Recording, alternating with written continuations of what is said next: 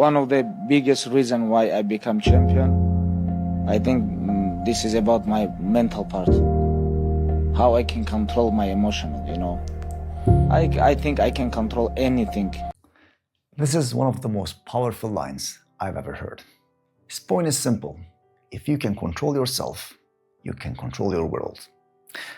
I know what you're thinking about, but this isn't a motivational video.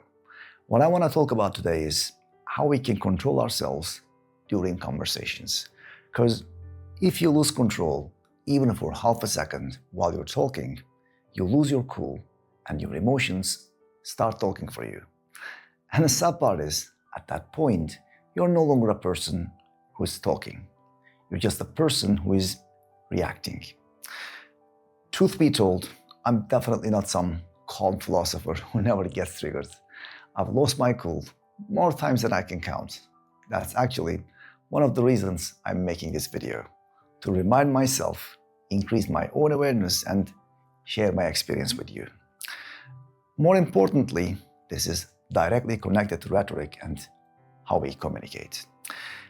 At its core, emotional intelligence is about understanding how you feel and how others feel, so you can communicate like a leader. Now, what is emotional intelligence? Simply, it's about managing what you feel while reading and responding to what others feel. Think of it as having a feel for people. When you walk into a room, you're not just seeing faces. You're sensing the weather of the place, whether it's heavy with frustration or bright with energy. But the real skill is knowing how to handle it. It's about knowing when to offer an umbrella during someone's rough time, or when to just sit back and enjoy the vibes so you don't end up completely drained. Now the real question is, how do you know if you actually have the skill?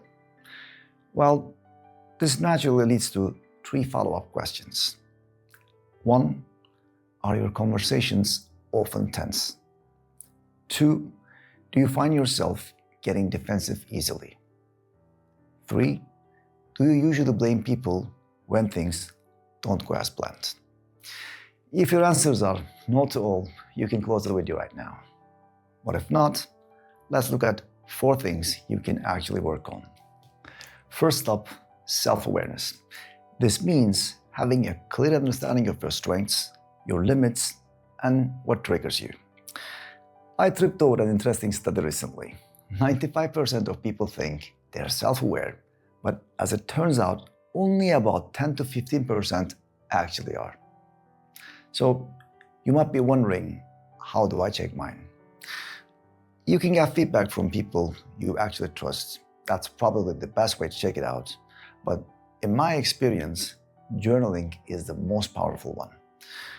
To reflect on how I think, how I behave throughout the day, and analyze them with openness helped me a lot. Next is self-management. This is all about how you handle your urges. Let's say a friend of mine canceled on me at the last minute. Instead of labeling them inconsiderate, I'd rather ask, what's actually happening here beyond the story in my head? What assumptions am I making, and how sure I am? If I react emotionally right now, how will I feel about it in 10 minutes or 10 days?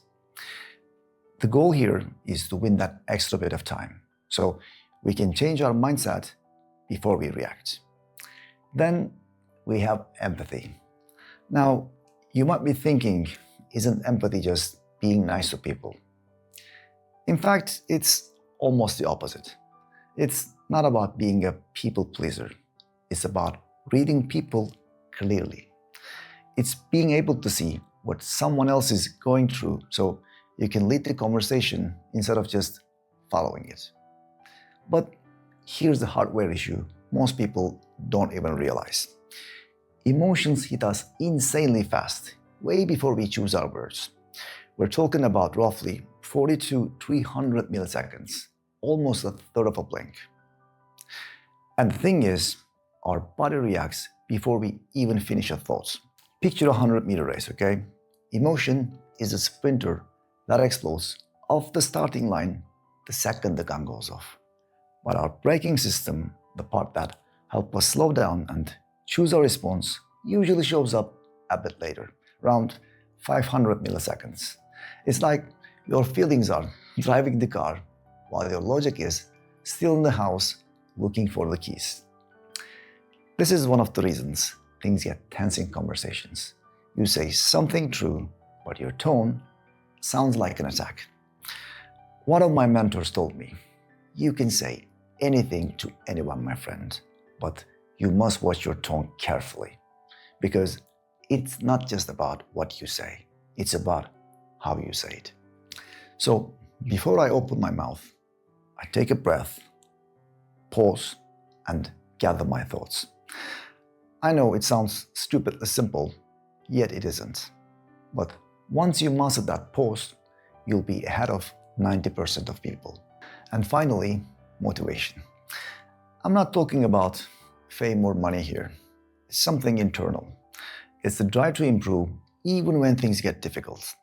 Like when you get some tough feedback, you could get discouraged and quit. Or you can use that internal engine to say, okay, this hurts, but what can I learn here? And finally, your emotional intelligence will not magically improve just by watching this video.